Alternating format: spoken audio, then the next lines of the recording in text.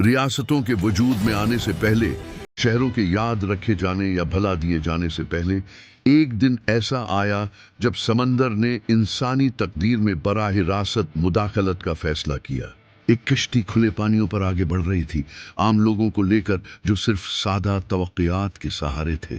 ماحول پرسکون لگ رہا تھا، سفر بغیر کسی تناؤ کے جاری تھا، اور کوئی اشارہ نہیں تھا کہ یہ راستہ بقا، غرور اور تباہی سے بھری ایک داستان کی ابتدا بن جائے گا۔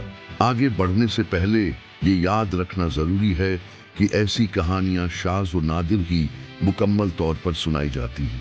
چینل کو سبسکرائب کرنا اور لائک دینا اس مواد کو مضبوط بناتا ہے اور ایسی گہری کہانیوں کو مزید لوگوں تک پہنچنے کا موقع دیتا ہے۔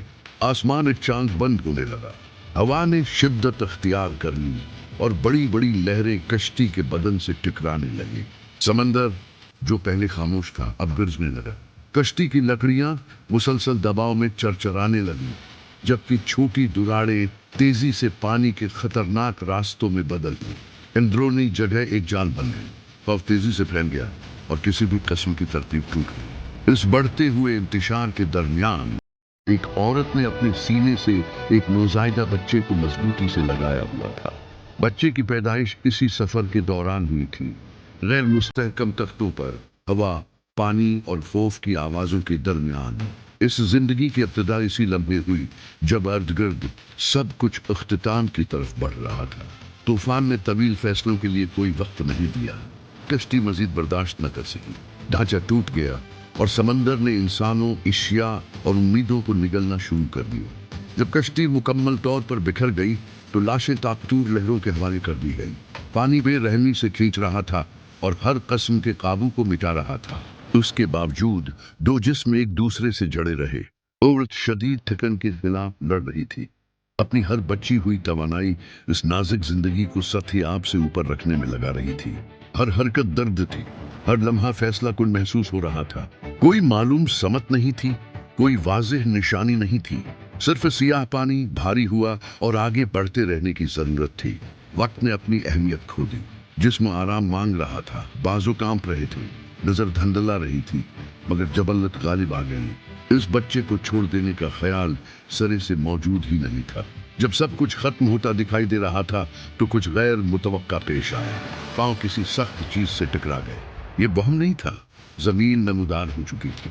جسم ریت پر گر پڑا، تھکا ہوا، سانس لینے میں دشواری کے ساتھ مگر زندہ۔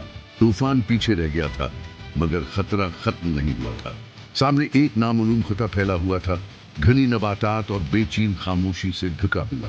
یہ اسی نامعلوم منظرنامے میں تھا کہ کہانی آگے بڑھی، سمندر سے بچائی گئی، وہ بچی اپنی اصل سے دور بڑھی ہوئی۔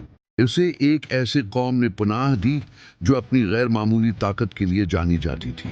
گد میں دیو ہیکل، طاقت میں دیو ہیکل، اور اپنے ہی زور پر بے حد اعتماد رکھنے والے۔ وہ اپنے ارد گرد کی زمین پر مکمل اختیار رکھتے تھے۔ وہ ایسی عمارتیں تعمیر کرتے تھے جو افق کو للکارتی تھی۔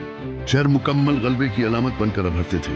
خوشحالی ہر چیز میں نمایاں تھی، زرخیز کھیت، بے شمار مویشی، وسائل کا بے حد استعمال، لیکن ایک بنیادی چیز کھو چکی تھی، شکر گزاری ختم ہو چکی تھی۔